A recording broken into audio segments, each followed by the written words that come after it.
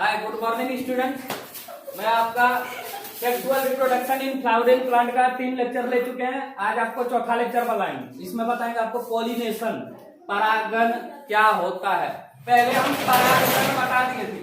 परागकण, परागकण अलग होता है, ये मेल रिप्रोडक्टिव पार्ट है प्लांट का, लेकिन परागण जो होता है ये अलग है। जैसे हम लोग निषेचन पढ़ते हैं कि नहीं, उसी तरह है परागण। तो देखिए सबसे पहले क्या पढ़ेंगे हम लोग।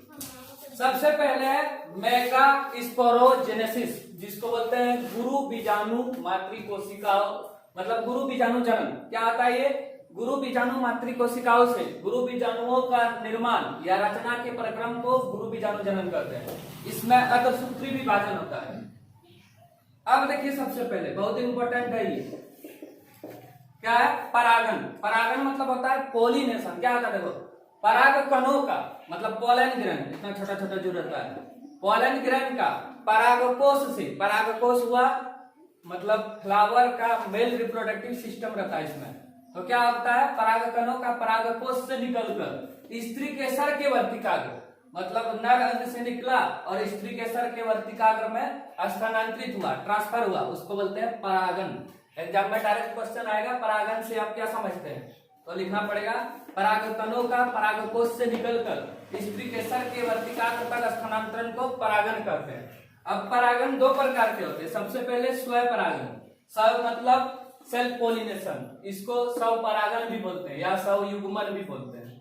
स्व परागण क्या होगा?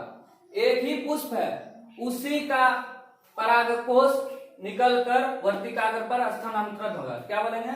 जब परागण की क्रिया एक ही पुष्प के परागकोश से वर्तिकाग्र के बीच हो तो उसे स्व परागण कहेंगे। इसमें मतलब जो पेड़ है, पेड़ एक रहेगा, फूल भी एक रहेगा, उसी में क्या होगा? परागण होगा, उसको बोलते हैं स्व परागण। एग्जाम्पल है इसका ऑटोगेमी, स्वयुग्मन में बायोला पुष्प का नाम है, याद रखना है। स्व परागण किसमें पाया जाता है? बायोला, ऑक्जेलिस और कोमेलिना, इसको कनकौवा भी बोलते हैं हिंदी में। उसके बाद आता है गैनोटोगेमी, सजातपुष्पी परागण। गायनोटोगेमी, सजातपुष्पी परागण। क्या होगा? एक ही पेड़ के दो फूलों के बीच परागण, मतलब पेड़ एक ही है लेकिन फूल अलग अलग है, उसके बीच जब ट्रांसफर होगा पोलन ग्रहण का परागकोश से स्त्री केसर तक, तो उसको बोलेंगे सजातपुष्पी परागण या जिनेटोगेमी। अब हम बताएंगे आपको पर परागण, और पर परागण बहुत इंपॉर्टेंट है, उसमें बहुत प्रकार से अलग अलग एजेंट है जो भाग लेते हैं। तो देखिए अब पर परागण, स्व परागण बता दिए, मतलब एक ही पेड़ के। अब देखो पर परागण, इसको बोलते हैं क्रॉस पोलिनेशन। क्रॉस से पता चलता है कि एक पुष्प का, मतलब इसमें दो पेड़ रहेगा, एक पेड़ का परागकण उड़ के जाएगा और दूसरा पेड़ के वर्तिकाग्र में जाके टकराएगा, तो उसको बोलते हैं पर परागण। स्व क्या होता था? एक ही पेड़ पे होता था, एक पुष्प पे या दो पुष्प पे, लेकिन एक ही पेड़ पे। पर परागण देखो क्या है, इसमें भिन्न पादपों के परागकोश से भिन्न पादपों के वर्तिकाग्र तक क्या होता है? परागकणों का स्थानांतरण होता है, इसे बोलते हैं पर परागण।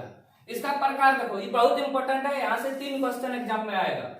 प्रकार देखो क्या है। सबसे पहला क्वेश्चन एग्जाम में आता है वायु परागण। वायु परागण को हम लोग एनिमोफिली बोलते हैं। वायु परागण को क्या बोला जाता है? एनिमोफिली, याद रखना। वायु परागण को एनिमोफिली बोलते हैं। ये किसमें पाया जाता है? मक्का में, गेहूं में, धान में, घास में।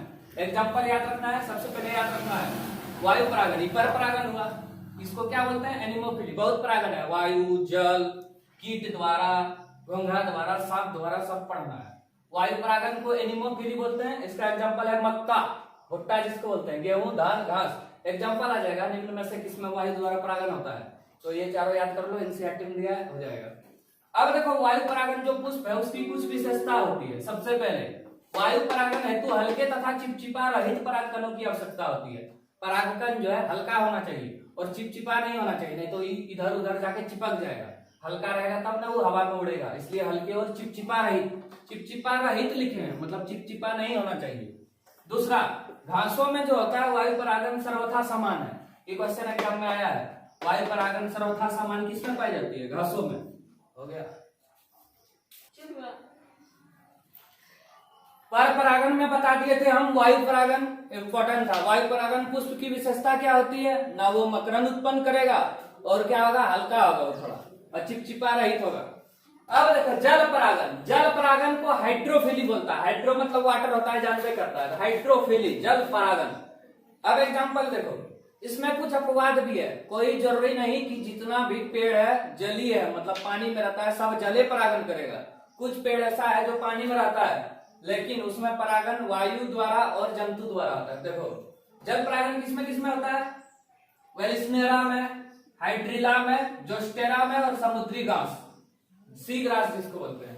अब देखो नोट में हम लिख दिए हैं वाटर हाइसिंथ जो है बंगाल का आतंक जिसको बोलते हैं, और वाटर लिली जल कुमुदनी, ये जलीय पादप है, मतलब रहता है ये दोनों पानी में है, लेकिन इसमें परागन कीटों और वायु द्वारा होता है। एग्जाम में क्वेश्चन आएगा वाटर हाइसिन और वाटर लिली में परागन किसके द्वारा होता है? कीड़ा और वायु के द्वारा, लेकिन पानी द्वारा नहीं होता है, भले ही जलीय पादप है। अब आगे देखो वायु और जल परागित पुष्प, मतलब हवा और जल में जो परागित पुष्प होता है वो क्या होते हैं? उसमें बहुत अधिक रंग नहीं होता है, रंगीन रंग बिरंगा चमकीला नहीं होता है, मतलब रंग युक्त नहीं होता है, ना ही मकरंद उत्पन्न करता है। मकरंद मतलब वही फूलों का रस जो होता है जो मधुमक्खी चूस के साथ बनाता है।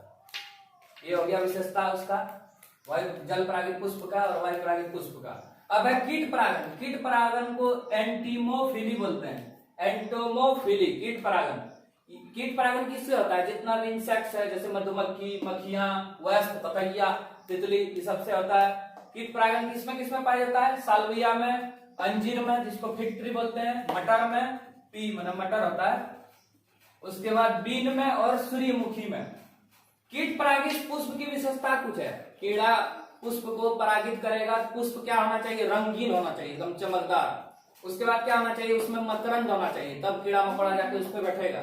उसके बाद क्या होना चाहिए? सुगंधित होना चाहिए और चिपचिपा, चिपचिपा परागन रहेगा, तब ना कीड़ा मकोड़ा का पैर में चल जाएगा और वो जाके दूसरा पेड़ में बैठेगा, वहां पे परागन हो जाएगा। देखो लिखे हैं कीट परागित पुष्प की विशेषता क्या होना चाहिए? मकरंद युक्त, रंगीन, सुगंधित, चिपचिपा। ठीक है, वीडियो को अच्छा से देखिए, ये 4 लेक्चर है और 2-3 लेक्चर में ये खत्म हो जाएगा। सबको जो वीडियो देख रहे हैं एक एक लाइक, कमेंट और शेयर जो करना है कर देना।